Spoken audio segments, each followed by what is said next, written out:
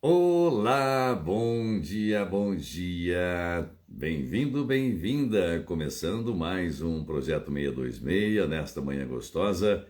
É o nosso encontro matinal de segunda a sexta-feira, às 6h26 da manhã, para esse nosso bate-papo muito bacana, tá bom?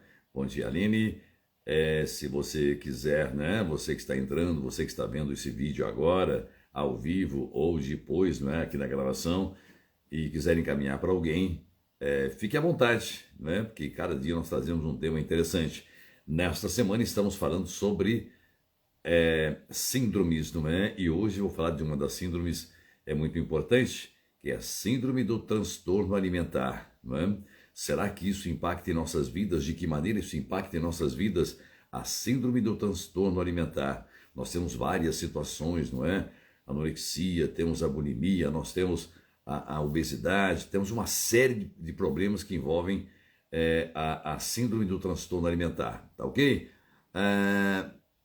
Eliel Santos, bom dia. Silvia, bom dia também.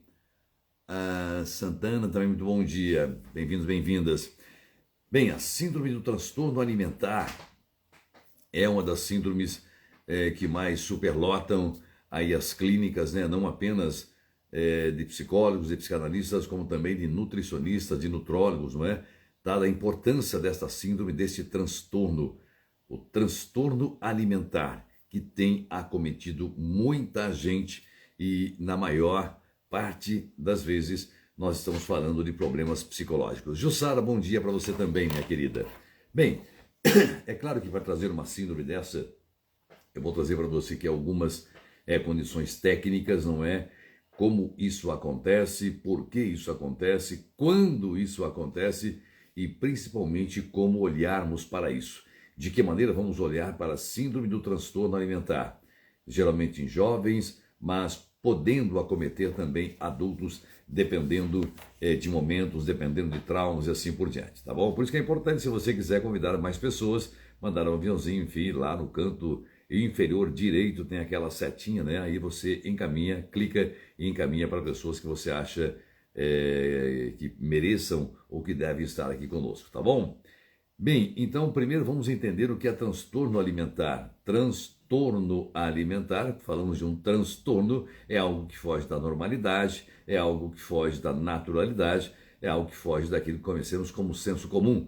É aquilo que olhamos, que observamos e que há algo não natural, algo não dentro dos conformes, digamos assim, não é? Então esse transtorno alimentar vai retratar um total descompasso ao ingerir alimentos ou então a perturbação psicológica de não comer. Nós vemos muitas e muitas e muitas pessoas que ou comem demais ou não querem comer, ou depois que comem provocam o vômito, não é? Então estamos falando de anorexia, que não quer comer, a pessoa tem uma distorção do próprio corpo, olha-se no espelho e acha que está gordo, por mais magra que esteja. A bulimia, que tem o prazer de comer, come, mas depois vomita para não engordar, ou outros psicossintomas, desdobramentos, e a obesidade é o comer compulsivamente, o comer descontroladamente, não é? Trata-se, portanto, de uma condição que é consideravelmente grave, claro que é grave, estamos falando na saúde, não é? E que vai ter um impacto grave na saúde, evidentemente, de quem sofre desta doença. É um transtorno, é uma doença psicológica. Neto, bom dia para você também, meu querido. Jussara, bom dia. Então nós temos que entender que trata-se de um transtorno, trata-se de uma gravidade e temos que, o mais rapidamente possível, encaminhar esta pessoa, este familiar, enfim, este amigo, este ente querido, esta pessoa que conhecemos, para um acompanhamento psicológico. E geralmente esses acompanhamentos são feitos por um profissional da nutrição, né? Nutricionista, nutrólogo ou um médico, e também um psicólogo, psicanalista para a psicoterapia. Isso é muito importante, que prestemos atenção nisso. É um transtorno grave, não é? Então esse transtorno, ele é marcado por comportamentos alimentares temerários. É difícil você ver uma pessoa não comer, ou você uma pessoa comer e logo vomitar. ou então comer compulsivamente, aquilo que dá um desespero na gente, a pessoa não para de comer, não é? Como aquela cena de filme, e come, come, come, come, come, come, come, come, não tem fim, não tem limite, parece um saco sem fundo, não é? Isso é um problema, é uma doença, é um transtorno, não é? E muita gente diz, comilão, para de comer, morto de fome e tal. Não é assim, não é assim, não é? Cassiana, bom dia. Então, ou a pessoa deixa de comer por estar complexada em relação ao seu peso, achando que está sempre gorda, ou acaba ingerindo muitos alimentos por conta desse descontrole emocional, conforme já trouxemos aqui no caput desta síndrome, a síndrome do transtorno alimentar. Sendo assim, então, minha querida, minha querida, a questão emocional vai sempre estar presente nesse distúrbio. Sempre estará. É uma questão emocional o não comer, ou comer e vomitar e assim por diante. Está ligado, não é uma condição patológica, mas psicopatológica. É uma questão emocional que leva uma pessoa a comer demais, ou a não comer, ou a comer e provocar o vômito. Normalmente, essa instabilidade decorre de traumas desenvolvidos na adolescência, porque é um momento de descobertas. Mas é possível que se apresente em outras idades também. A adolescência é um momento de transformações profundas na mente, não é? E nós percebemos que há o crescimento de pelos, de cravos, uma transformação hormonal, uma explosão hormonal muito grande, e a criança tende então esse adolescente a se traumatizar e desenvolver este transtorno, esta síndrome do transtorno alimentar, que é muito grave, que é muito perigoso. Ora excessivamente magra, ora excessivamente gordo, não é? Ou pior ainda, que é a bulimia, que é comer e provocar ânsia de vômito, não é? Mário Henrique, bom dia. Cante Júnior, bom dia, meu querido. Bem, então a questão emocional está muito ligada nesta síndrome. Então, quais seriam os transtornos alimentares mais comuns? Estes que eu falei, mas vamos trazer aqui alguns pormenores para você entender, tá bom? Anorexia nervosa. A anorexia nós já conhecemos, muita gente não dá bola para isso, não presta atenção nisso, acha que é frescura. Não, você tem que comer, onde já se viu, e papapá, e fica aquele xingamento, aquelas críticas, aquelas ofensas, agressões, onde já se viu, você não comer. Ela é manifestada pelo medo compulsivo de ganhar peso. E a pessoa vai se recusando a comer. Basicamente, o enfermo, né, a pessoa vai distorcer a sua própria imagem e se enxerga muito acima do peso. Mas, na verdade, essas pessoas são anoréxicas e doentes. Aqui eu poderia trazer um misto da síndrome de Alice nos Países das Maravilhas, onde a pessoa tem uma noção distorcida de si, não é? Desproporcional em relação ao ambiente e a si próprio. Na síndrome de Alice no País das Maravilhas, a pessoa tem a impressão de que encolhe, de que ficou pequenininha. Ela tem a sensação de que as coisas estão grandes e ela ficou pequena, ou ao contrário, de que ela ficou gigante e as coisas ao seu redor ficaram pequenininhas. Há uma distorção em relação à realidade. A anorexia, a pessoa tem a sensação, tem a impressão de que está gorda. Ela acha que está obesa e é por isso ela se recusa a comer. É uma síndrome importante, temos que prestar atenção, porque pode levar a pessoa à desnutrição, quase inanição. Então, é bom estarmos sempre atentos em relação a isso quando os adolescentes param de comer, não é? E é nesse momento de desenvolvimento que nós vemos aí essas bilhões de artilharias tentando bloquear nossos adolescentes. Por isso são armadilhas fáceis nessas questões que por aí estão, que eu me recuso a falar, não é? Bem, bulimia nervosa. Se a anorexia a pessoa para de comer, a pessoa não quer comer, então o que seria bulimia nervosa? Nesse caso, o doente come de forma desordenada por uma compulsão alimentar.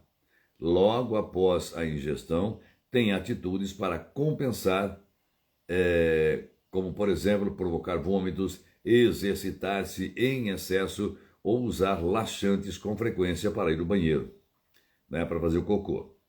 É comum que esses indivíduos iniciem o uso de remédios para perder peso, mas não sabem quais os riscos da automedicação para emagrecer, que é um risco. Nós vemos adolescentes que fazem isso, que provocam vômitos, que tomam laxantes e que tomam remédio para emagrecer, sem conhecer as implicações disso mais tarde, que são gravíssimas. Não se faz esse tipo de tratamento sem acompanhamento de um profissional, principalmente de uma nutricionista. É importante prestarmos atenção nisso, um nutrólogo, um médico, um psicólogo, um psicanalista. É importante prestarmos atenção nisso. O processo de emagrecimento, o processo de reeducação alimentar é muito sério. Não se compra numa prateleira de bar. Nós temos que prestar atenção nisso, né? Então, esses comportamentos, eles são tipicamente realizados em segredo. A pessoa faz isso tudo na surdina. Faz tudo isso tudo quietinho, como se ninguém estivesse percebendo à sua volta. Ele vai fazendo silenciosamente, não é? Então ele acha que tem um corpo ruim, está muito gordo, enfim e tal. Ele gosta de comer, ele come, mas depois ele disfarça com tudo isso que estamos trazendo aqui. A pessoa se sente frustrada e envergonhada, além de sofrer prejuízos no bem-estar. Geralmente, quando a pessoa com bulimia, você chega e fala para ela, não deveria fazer isso, você tem que prestar atenção, você não pode se comportar dessa maneira, comer e vomitar e tal, ela sente-se envergonhada, sente-se acuada, sente-se, a palavra é essa mesmo, envergonhada do outro, mas não consegue parar até que algum problema aconteça, alguma complicação aconteça, como, por exemplo, problemas aí no estômago, no intestino e assim por diante, não é? Em função da ingestão de medicamentos, do excesso de laxantes e assim por diante, ou do, digamos assim, o caminhão de exercícios físicos desordenados, sem acompanhamento, que as pessoas passam a fazer, acarretando dores musculares e assim por diante. Então é grave, meu querido e minha querida, é muito grave o transtorno, a síndrome do transtorno alimentar. Nós temos que entender que não é brincadeira, não é frescura. Assim como nós vemos as pessoas com dependência de bebida, de cigarro, por exemplo, de maconha ou de outras drogas, pau d'água, maconheiro, vagabundo, sem vergonha, não se trata disso, é uma dependência, não é? Então, a síndrome do transtorno alimentar também é uma doença, e grave, porque pode levar à morte, ou pelo excesso de comida ou pela falta de comida. Percebe que os dois extremos são importantes, que consideremos, que prestemos atenção? Ok. Bom, o transtorno da compulsão alimentar periódica, o que seria isso então? Se qualifica pelo consumo desmoderado de alimentos, diferentemente do que ocorre na bulimia, por exemplo, que é o comer e tentar botar para fora, é o comer e vomitar, é o comer e tomar laxantes para ir ao banheiro. Diferentemente disso, o transtorno de compulsão alimentar periódica, o paciente não tem comportamentos compensatórios. Ele come, e por esta razão tem um aumento considerável de peso e pode ficar obeso. Mac, bom dia, minha querida, tudo bem? Bem-vinda. Então, esse transtorno alimentar, a síndrome do transtorno alimentar, ela é muito grave.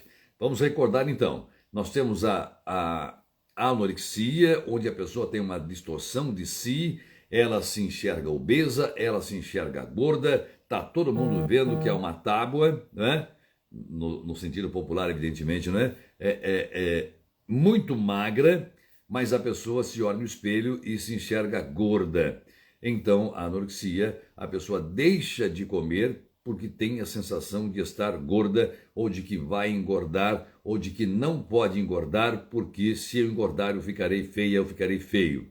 Bulimia, a pessoa come normalmente, tem o prazer pela comida, mas ela não quer ficar com a comida, e por isso ela vai provocar o vômito, enfim, toma laxantes e assim por diante, exercícios físicos não moderados, podendo acometer várias partes do corpo em função desse descontrole emocional. Já na compulsão, não é? Onde a pessoa come sem moderação, come de uma maneira descontrolada, não tem essa prática de quem tem bulimia, de vomitar e assim por diante, a prática de exercício físico excessivo, nada disso, então a pessoa acaba por engordar, podendo tornar-se obeso. E a obesidade, nós sabemos das implicações, nós sabemos da gravidade também. É por isso, meu querido, minha querida, que o transtorno alimentar é uma síndrome perigosa que acomete muita gente hoje, pelo mundo inteiro. Se nós olharmos, por exemplo, o problema da obesidade nos Estados Unidos, mais da metade da população já está obesa. Bem mais da metade da população já está obesa. E é um fenômeno que ocorre no mundo inteiro, a ansiedade, a correria do mundo moderno e assim por diante. Então, quais sintomas dos transtornos alimentares, meu querido e minha querida? Os sintomas podem variar a depender de cada tipo de transtorno. A anorexia nervosa, por exemplo, que é caracterizada pela privação do alimento, de não comer por medo de engordar, os sintomas são bastante graves. Cabe citar então, quem não come vai ter o quê? Quem não come, carro sem gasolina, acontece o quê? Não sai do lugar, não vai andar. É evidente, não tem alimento para o carro não vai andar. Se você não alimentar o cavalo, ele não vai te levar para lugar nenhum. Então, na anorexia, nós vamos ter quadro de anemia, inibição menstrual, no caso de mulheres, evidentemente, não é? Hipotermia, dentre outros possíveis sintomas. Certamente o mais marcante é a questão psicológica envolvida, que é uma preocupação em não engordar e, consequentemente, a distorção da própria imagem.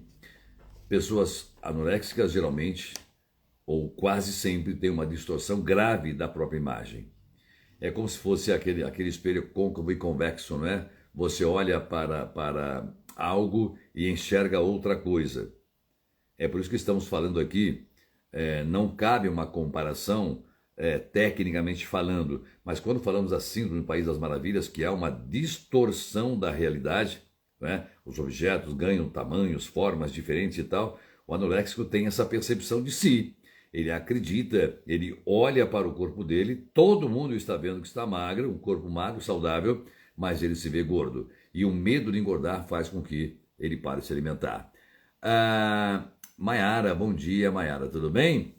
Bom, já na bulimia, por exemplo, estes sintomas vai gerar problema, claro, é bulimia. Eu como e boto para fora, como boto para fora, como faço exercício, como e tomo laxantes. Vai ter problemas onde? Gastrointestinais, evidentemente. Problemas patológicos, desidratação e agravo nas glândulas salivares.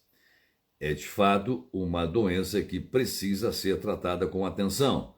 Cuidar da vida dessas pessoas é nossa obrigação. Bem, bulimia vai trazer então uma série de problemas. Anorexia, a pessoa deixa de comer para não engordar. Bulimia, come, mas bota tudo para fora. E o comer compulsivamente, a pessoa torna-se gorda, depois obesa, e essa obesidade pode se tornar grave e é claro, trazer vários problemas de saúde. Nós vemos aí muitas matérias falando a respeito disso, das dificuldades que o obeso passa, não é? Não apenas pela insatisfação com o corpo, mas problemas gravíssimos do coração e assim por diante, e toda a perturbação corporal, não é? Bom, então, como se dá esse diagnóstico do transtorno alimentar? Como esse diagnóstico é feito? Quem que fala? Quem que vai falar? Quem que vai conversar com esse paciente? De que maneira há uma intervenção clínica para cuidar de pessoas com a síndrome do transtorno alimentar? Vamos lá, então, o transtorno alimentar tem um fundo emocional. Sempre um transtorno emocional vai ter um fundo emocional. Ninguém nasce predisposto este aqui vai comer bastante. Este aqui vai comer e vai vomitar.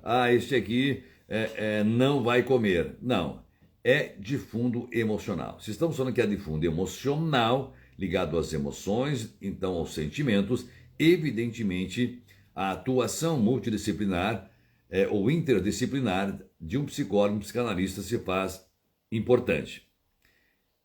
É perceptível que as pessoas que têm a doença mostrem comportamentos de compulsão. Para lá ou para cá, comer ou não comer, é uma compulsão. É o que chamamos de toque. O toque é um transtorno obsessivo compulsivo.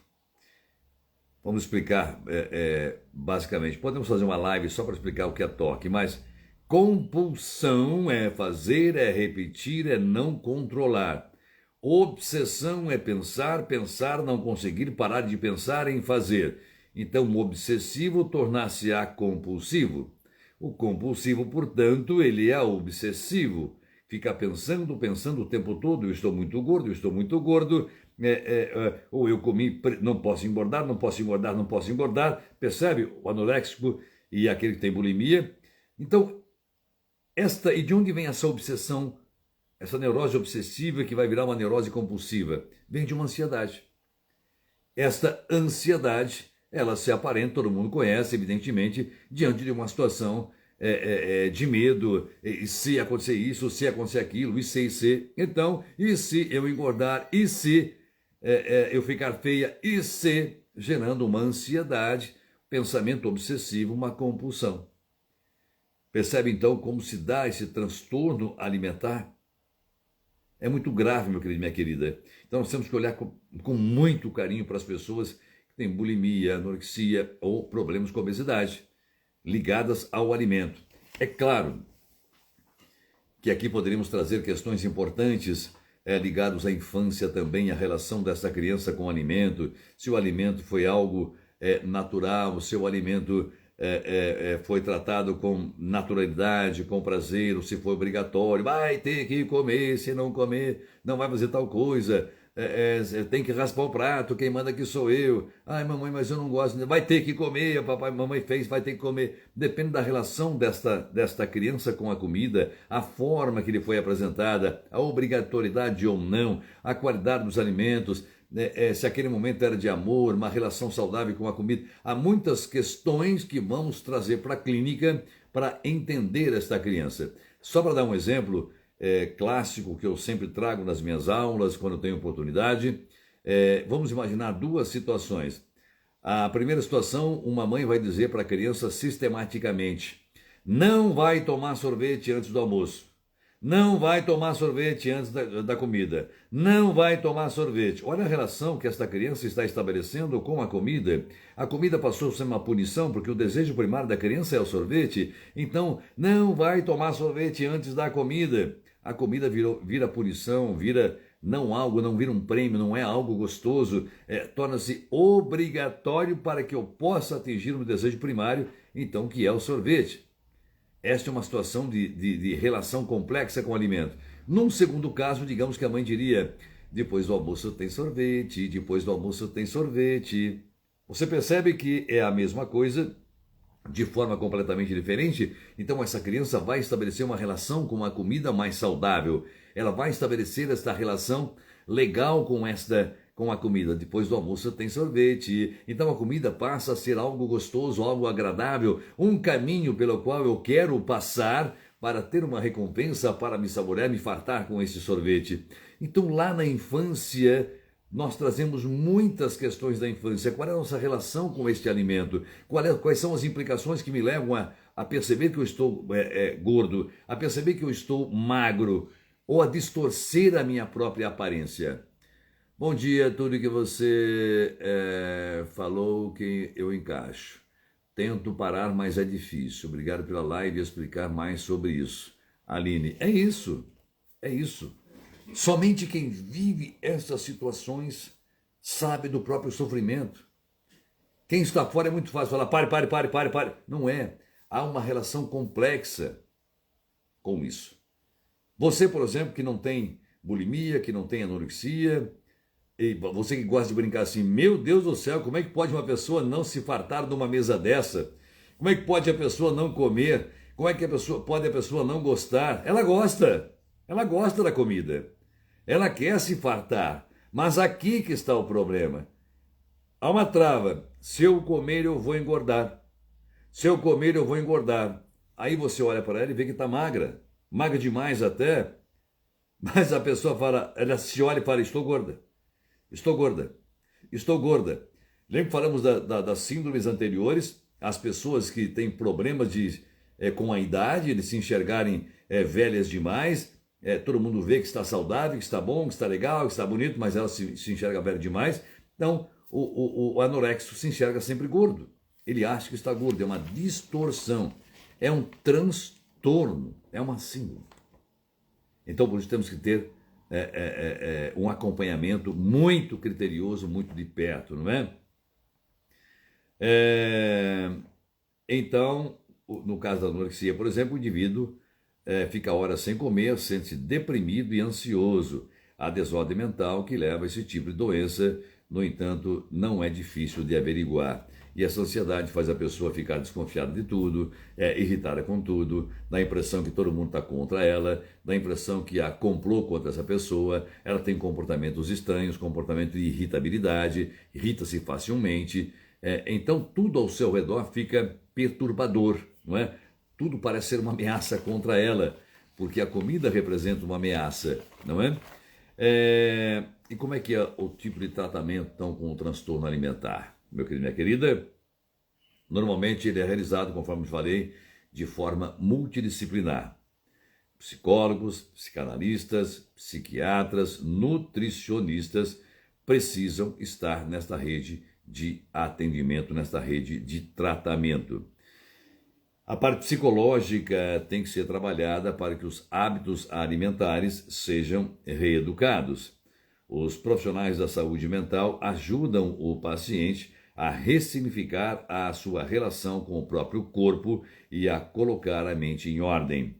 O nutricionista, evidentemente, tem um papel fundamental de apoio nesta orientação.